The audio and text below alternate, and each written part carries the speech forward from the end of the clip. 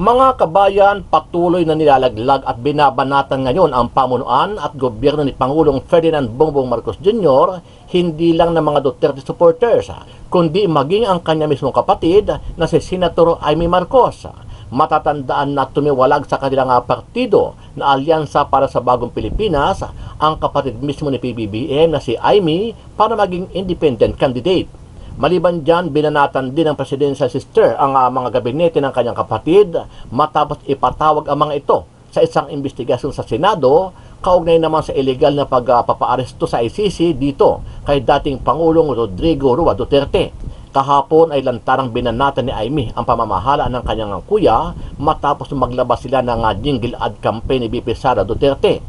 Ayon sa kanya, hindi naramdaman ng mga Pilipino ang gobyerno ni PBBM, sa halip ay lalong naghihirap ang bansa dahil sa patuloy na pagtaas ng mga bilihin at laganap na korupsyon. Ayon pa kay Amy, puro pamumulitika lang ang inaatupag ng kanyang kapatid kasama ang kanyang pinsan na si House Speaker Martin Romualdez Jr. kung saan ay nauwi nga sa kontrobersyal na pagpapadakip sa dating Pangulong Duterte na kasalukuyan nakakulong ngayon sa ICC dyan po sa The Hague, Netherlands. Hindi na tama ang landas ng administrasyon na nanghihinayang talaga ako. Para sa akin, malaking trahedya sa amin to. Apakaswerte na naming pamilya, binigyan kami ng pagkakataon ulit na makabalik at linawin ang tunay na legacy, ika nga ng aking ama. Ngayon, parang nasasayangan ako dahil eto nga 3 taon na nauubos ang panahon sa politika, sa paghihigante, pakikiaway. Maraming naghihirap, gutom na ang sikmura, gutom pa sa hustisya. Hindi natututukan ang sadyang problema ng ating bansa, hindi nasusolusyonan, kaya maraming problema, ang korupsyon, bumalik na naman tayo diyan sa mga krimen na hintindihan.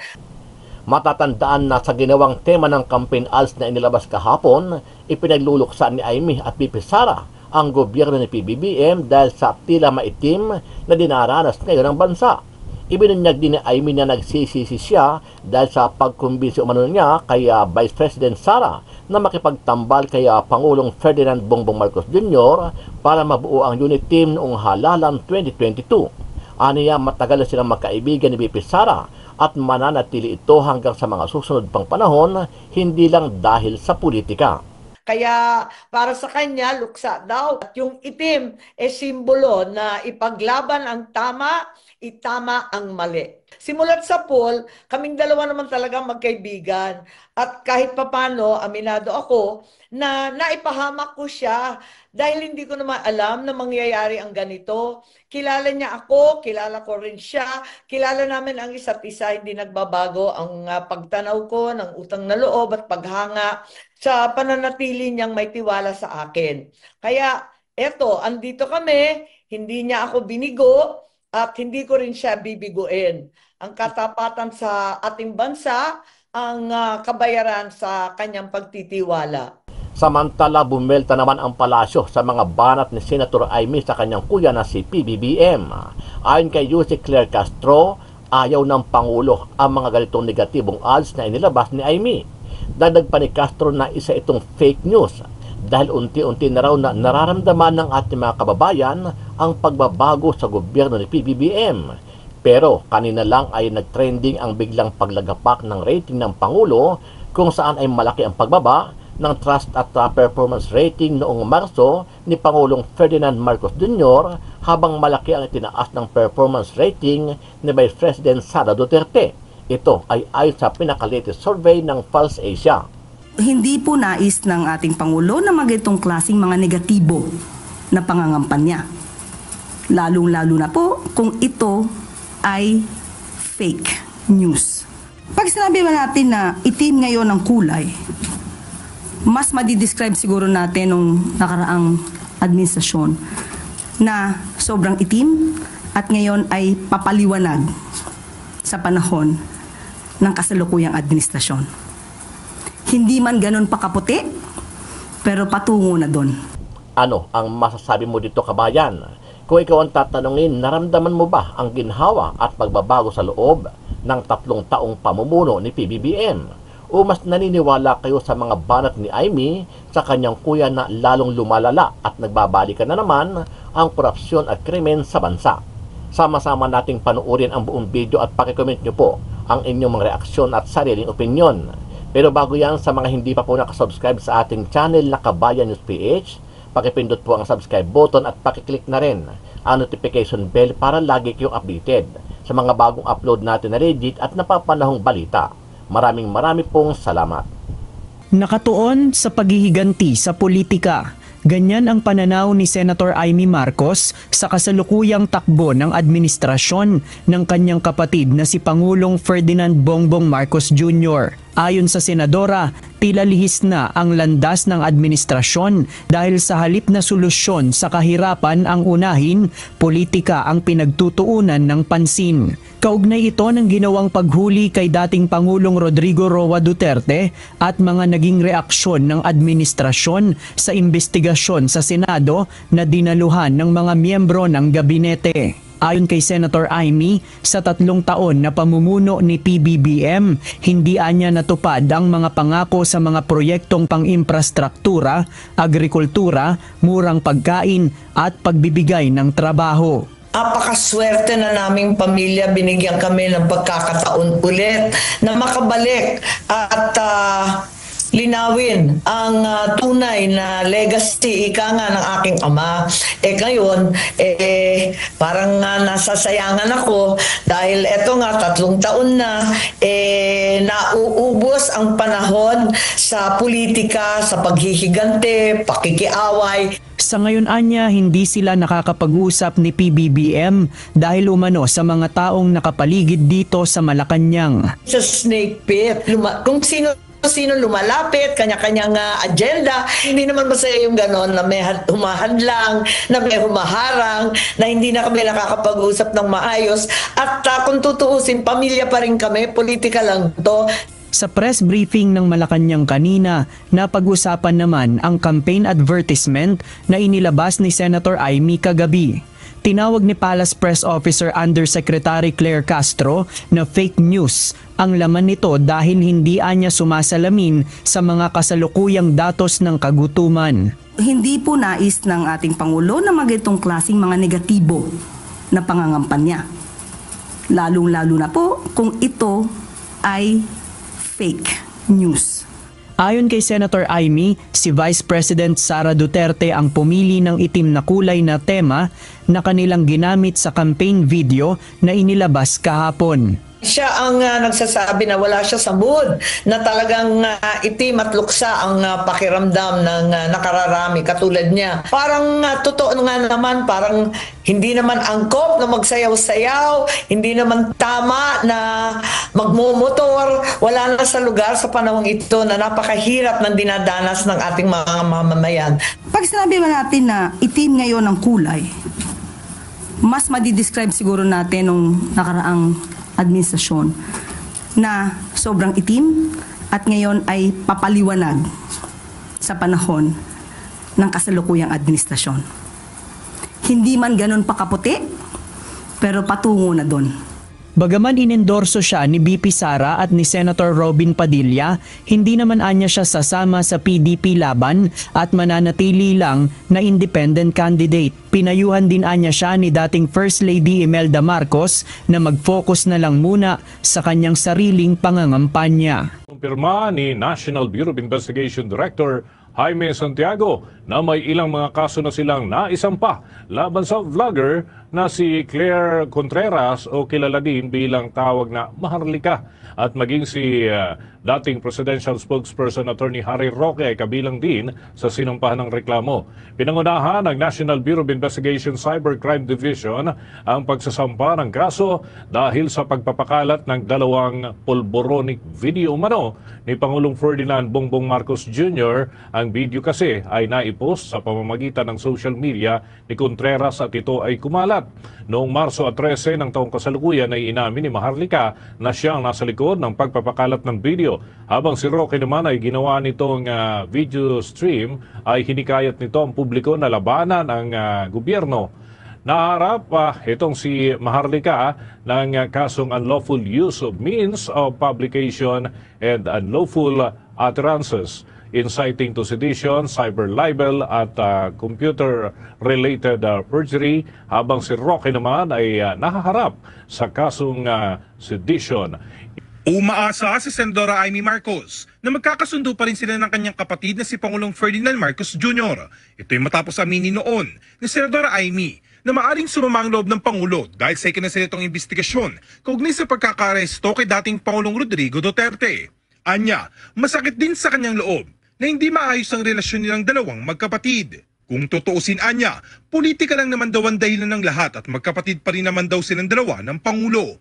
Bagamat bukas ng Senadora na magkaayos silang dalawa ni Pangulong Marcos, ipaglalaban pa rin daw niyang tama at iwawasto ang mali. Tinukoy nito ang kasalukuyang administrasyon kung saan umano hindi natututukan ang problema ng bansa, gaya na lamang ng korupsyon, nagkalat na krimen, kakulangan ng pagkain at trabaho, at mataas na presyo ng mga bilihin. Oo naman, hindi naman masaya yung gano'n na may humahadlang, na may humaharang, na hindi na kami nakakapag-usap ng maayos. At kung tutuusin, pamilya pa rin kami, politika lang to, sana maiwas to sa lalang madaling panahon. Isigaw ko pa rin, itim. Talagang ipaglaban ang tama, itama ang mali. Maganda man ang tanawin natin ngayon, ang pag-uusapan natin ay napakalungkot. Mahigit kalahati or 52% ng mga Pilipino sang-ayon sa SWS ay nagugutom.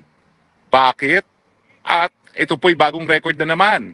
Ang galing talaga ng bagong Pilipinas. Pinakamatinding pagkagutom nito. Mas tumitindi pa kaysa doon sa or kapareho lang kung ikokompara doon sa pagkagutom ng panahon ng pandemya. Ano bang nangyayari? Well, unang-una, malinaw ha, yung mga bilyon-bilyones na ginagastos natin para sa AIC, sa TUPAD, at kung ano-ano pang ayuda dyan, hindi napupunta sa taong bayan. Kasi kung napupunta sa taong bayan, bilyon-bilyon yan, siguro naman hindi kalahati ng Pilipino, mahigit pa nga kalahati ng Pilipino ang nagugutom.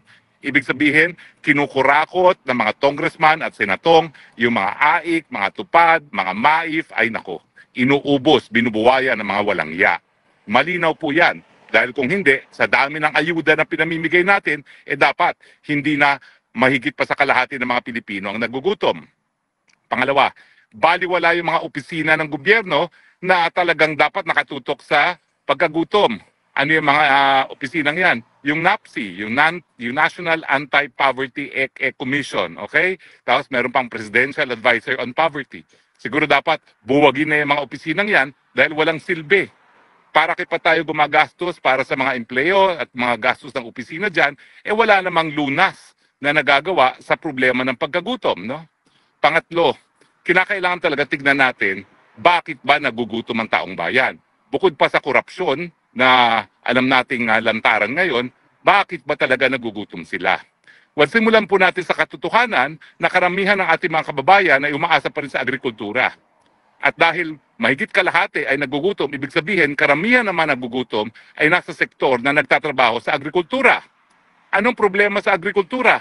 Well, una-una, paano naman kikita ang mga magsasaka at magbubukid? Lantaran ng smuggling. I think unprecedented sa kasaysayan ng Pilipinas ang smuggling. Kahit ano pa yung pag-usapan natin, lantaran ng smuggling. Pati nga isda ngayon, lantaran ng smuggling. Pero dati-dati ng problema ang smuggling ng asukal, ng bigas, ng gulay, at siyempre ngayon pati isda at mga baboy. Ibig sabihin, lahat ng hanay na magbubukid, kaya nagtatanim o nag-aalaga ng livestock, ay apektado sa lantarang smuggling. Pangalawa, yung lantaran din, meron na nga smuggling, meron pang legal na importasyon. Alam niyo po, kada desisyon ng gobyerno na mag-import, bagamat yan ay dahil ayaw nilang tumaas ang presyo ng bilihin para sa karamihan ng mga mamimili, ibig sabihin yan, mas problematic ang kabuhayan ng mga magsasaka at magbubukid. Diba? Simple arithmetic naman yan. Kung talagang pabababain mo ang presyo, meron ka ng kalaban sa smuggling, tapos meron pang legal na importasyon, paano na ang hanap buhay ng mga magsasaka? So ang kinakailangan talaga nating gawin para tumaas o mababa na yung insidente ng pagkagutom ay itaas ang kabuhayan ng ating mga magsasaka at magbubukid. At mangyayari lang yan, unang-una, kung talagang ititigil natin ang korupsyon dun sa mga ayuda. At pangalawa, buhusan natin ang suporta ang mga magsasaka. Alam naman natin na hindi gaya ng Thailand, hindi gaya ng Vietnam, hindi gaya ng Cambodia at Laos na wala tayong natural na irigasyon kasi meron silang Mekong River. So kinakailangan talaga natin paggugulan ng kapital ang patubig. At nung tayo naman po ay naging miyembro ng Kongreso, sinulong natin yung libreng patubig sa mga maliliit na magsasaka. Ang problema, kalahati lang po ng kabukiran natin ang merong patubig. Kaya nga po sinasabi ko, suportahan natin yung Gabay Party List number 139 sa balota dahil ang gagawin nila 100% irrigation nang sa ganon 100% ng mga maliliit na magsasaka makikinabang sa libreng irigasyon. Pero ang irigasyon ay isa lang yan na pangangailangan ng ating magbubukid.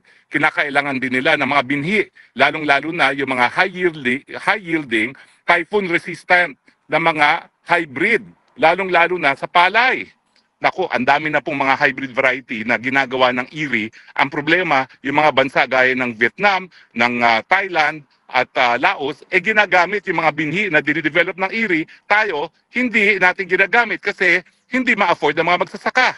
Kaya naman, dyan dapat pumasok ang suporta. Alam niyo po, walang problema kapag nagsusuporta ang ating mga magsasaka.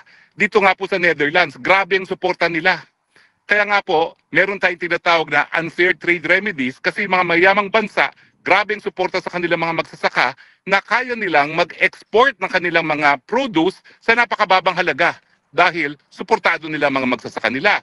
Kaya nga, yung mga pagkakataon na ganito na napakalaki ng subsidiya na ginagawa ng mga mayamang bansa sa kanilang mga magbubukid, po pwede tayo magpataw na tinatawag na countervailing duties para naman maging patas dahil yung pagbibigay ng saksakan na subsidiya sa mga magbubukid nila, yan po ay unfair trade practice. Dahil grabe yung pondong binubuhos sa mga magbubukid na nabebenta nila ng murang kanilang produce at mataas pa rin ang antas ng kabuhayan ng kanilang mga magsasaka. Kaya wag na po tayo maghinayang dahil lahat ng mga bansa sa daigdig, mahirap, mayaman, nagbibigay po talaga ng subsidiya sa mga magbubukid. So bakit naman tayo magpapahuli dyan? Kung nagagastos ka ng mga walang yang congressman at senatong ang pera natin para sa korupsyon, nauubos na raw ang bahay sa Forbes Park dahil lahat sila bilihan sa bahay sa Forbes Park. Lalo na ngayon na inimpeach si Inday Sara at bilyon-bilyones ang binigay sa mga congressman at sigurado ko, multi-bilyon ang ibibigay sa mga senatong para makonvict si Inday Sara. Bakit hindi natin po pwedeng paggugulan ng pondo ang ating magbubukid at ang ating mga mangingisda? So yan po ang unang-unang dapat gawin natin. Kinakailangan suportahan ang agrikultura dahil karamihan ng mga nagugutom ay nagtatrabaho sa hanay ng agrikultura. Pero bukod pa po dyan, kinakailangan talaga na labanan ng gobyerno yung patuloy na pagtaas na presyo ng bilihin. Siyempre, isang strategiya dyan dahil nangunguna sa pagtaas ng presyo ng bilihin ay ang ating pagkain. Ang strategiya nga dyan, buhusan ng pondo ating agrikultura nang sa ganun, tumaas ang antas ng kabuhayan ng ating mga magsasaka. Tama po na kinakailangan mapababa natin ang presyo at yan ang dahilan kung bakit madalas dina-justify yung mga importation. Pero wag natin kalimutan na kinakailangan balansihin yan dahil habang tayo nagpapababa naman ng presyo ng mga bilihin, baka naman ang nangyayari, ginugutom naman natin ang ating mga magsasaka. So kinakailangan talaga balansihin yan. Kinakailangan natin malaman natin kung magkano talaga ang presyo ng mga bilihin, magkano kakayanin ng ating mga mamimili at ganyang suporta o yung katumbas na suporta ang dapat ibigay natin sa ating mga magsasaka. Hindi ko naman sinasabi i-subsidize natin, no? Pero kung mayroon talaga extra pera, bakit hindi? Kaya nga po, isa sa aking sinulong rin na batas, yung libreng tanghalian sa mga nagugutom na kabataan, no? Well, kung talagang napakadami nating ani at mababa ang presyo, ba't hindi na lang gobyerno bumili at ipakain sa ating mga mag-aaral? Kaya nga po, pag nagawagi ang Gabay Party List sa eleksyon nito, yung libreng tanghalian na nabigyan na natin ng katuparan ng 17th Congress, gagawin natin libreng tanghalian sa lahat ng estudyante. Dahil kapag binili natin yung mga ani ng ating mga magsasaka at pinakain sa ating mga estudyante, nagkakaroon tayo ng bagong merkado, nagkakaroon ng masustansyang pagkain ng ating mga mag-aaral at nagkakaroon ng kabuhayan ang ating mga magsasaka at magbubukid. Now, well, ilan lang po yan sa mga solusyon dito sa problema ng pagkagutom, no? Pero ultimately, babalik at babalik yan doon sa isang leader na nasa tamang pag-iisip, alam ang gagawin para magkaroon ng solusyon, ibig sabihin, walang bisyo at malinaw mag-isip. Kaya naman pinakamatindi ngayon ang pagkagutom sa mahigit na 20 taon dahil ngayon lang tayo nagkaroon ng leader na walang malay kung anong nangyayari sa mundo at palagi talagang nasa mundo na hindi sa mundong ababaw. Kinakailangan tamang mag-isip pa rin ng leader. Balik pa rin tayo sa hair follicle test. Dahil habang wala ka sa tamang pag-iisip, wala ka talagang solusyon na maibibigay. Lalong-lalo na sa problema ng kagutuman. Hindi po malayo talaga yan, ha? Yung pagiging addictus benedictus na hanggang ngayon hindi sinasagot ng pinakamataas na opisyalis natin, yan po talaga yung nakakaapekto dahil tignan ninyo, bakit umabot sa ganito na mahigit 1 sa 2 Pilipino ang gutom? Tatanggapin na lang ba natin yan? Nakabahagi na pang-araw-araw na buhay natin, nakalahati ng ating mga kababayan, nagugutom at tumataas pa. Ang antas ng mga nagugutom, wala pong solusyon. Ang buong akala ko, ito yung figures na ng Marso, eleksyon na. 2 buwan na lang, mag-i-eleksyon na. So lumalabas na ang pera ng politiko. Pero nakakabahala, maski lumalabas ang pera ng politiko, abay marami pa rin gutom. Ano nangyayari? Ibig sabihin, talagang matindi na ang problema. At yan nga po, ang pinagmumulan yan ay yung kawalan ng suporta sa agrikultura, kung saan nakasalalay ang ating karamihan ng mga manggagawa at mga kababayan, yung mataas na presyo ng bilihin, kaya hindi nga nila mabili. At siyempre, nandyan pa rin yung problema ng kawalan ng trabaho at mababang sweldo. Diyan naman po papasok yung ating panlabas na relasyon. Ang ating mga karatig bansa, at hinahamon ko si Tariela kung ako'y mali, lahat po ng ating karatig bansa, Indonesia, Malaysia, Thailand, saksakan po ang pakinaba sa China. Bakit? Dahil nangungunang mamuhunan ang China sa mga bansang ito. Pangalawa, nangunguna pa rin ang hanay ng mga Chino sa mga turistang bumibisita sa mga bansang ito. Uulitin ko po, sa Thailand, 35 million tourists. Ikumpara nyo yan sa 5.5 million tourists sa Pilipinas. Ang maganda po kasi sa turismo, low-lying fruit na tinatawag. Wala ka nang gagawin dahil napakaganda na ng Pilipinas. Ang kinakailangan lang talaga, huwag mong awayin yung pinanggagalingan ng mga turista. At huwag mo rin awayin yung pinaka nagbibigay ng kapital ngayon sa Southeast Asia. Tariela, sagutin mo ko, hindi ba totoo yan? Tignan mo ang datos. Numero 1 pa rin pagdating sa kapital at pagdating sa turismo, ang Chino. Samantalang sinasabi nyo, lahat ng Chino espiya. Dahil meron daw batas ang China na nagsasabi lahat ng mga Chino ay espiya. Pwede ba yan? Bakit tayo bibisitahin ng mga Chino? Di ba nga, nagkaroon na ng advisory ang China na mag-ingat ang mga Chino dito sa Pilipinas dahil tinatarget sila ng Pilipinas? Deny pa tayo. Totoo yan. Pati mga estudyante, sinasabi nyo, espiya. Lahat ng mga Chino, sinabi na ni Gibo Teodoro, may batas na sila espiya. Aminin na natin yan, tinatarget natin ang mga Chino. Bakit? Dahil kinakailangan ni Marcos Jr. ang suporta ng Amerika para kahit gaano siyang kapalpak sa kanyang liderato, dahil wala siya sa tamang pag-iisip, susuportahin pa rin siya ng Amerika. Bakit? Dahil ginagamit niyang unsinkable warship ang Pilipinas sa pagpapayag na naririto ang mga militar ng Amerika. Malinaw po yan. At yan ay dahilan din ng kahirapan. Kasi yung kawalan ng kapital ay nagiging dahilan kung bakit mababa ang sweldo dahil kulang ang trabaho para sa ating populasyon. At yan din ang dahilan kung bakit kulang nga ang trabaho mismo. Pag-aralan po natin ang karanasan ng Vietnam, ng Malaysia, ng Indonesia, ng Thailand. Alam nyo, yung Malaysia, yung Vietnam, meron din po silang agawan ng teritoryo sa South China Sea. Pero hindi nila tinuturing na talagang kaaway ang China dahilan kung bakit nakikinabang pa rin sila sa kapital at yung pagdating ng mga turista galing sa China. Pwede namang gawin yan, nagawa na ni Tatay Digong, ba't hindi natin maulit muli? Pero ang sigurado doon, yung mga panahon ng gaya ni Tatay Digong na dumami ang turista at mga nangangapital na galing sa China, wala pong Tariela. Alam na natin ang mga balakid. At wala ring Marcos Jr. Although nakapagtataka dahil yung practice naman ni Lisa Araneta Marcos, lumago yan dahil halos lahat ng kliyente niya, pati na yung mga pogo-pogo na yan, kliyente ng kanyang opisina. Sige nga, bukasan tayo ng libro, tignan natin kung sino hindi niya naging kliyente. Sa totoo lang, ang mga gaya ko na palaging sinasabi, dapat mabuting relasyon natin. Wala naman kami nakuha mga Chinese client. Kung meron lang, kakaunti. At yung pa pinagbibintangan na pogo daw, di naman sila pogo. Ay naku talaga naman. Oo, magpakatotoo tayo dahil ang tao naman hindi bobo. Nalalaman din nila ang katotohanan sa kasinungalingan. So yan po mga dahilan. Kulang sa tutok sa agrikultura, kulang sa tutok sa pagbantay sa pagtaas ng presyo ng bilihin, kulang sa trabaho at mababang sweldo dahil inaaway yung pangunahing pinanggagalingan ngayon ng kapital at ng turista, at least sa parte ng daigdig natin dito sa Southeast Asia.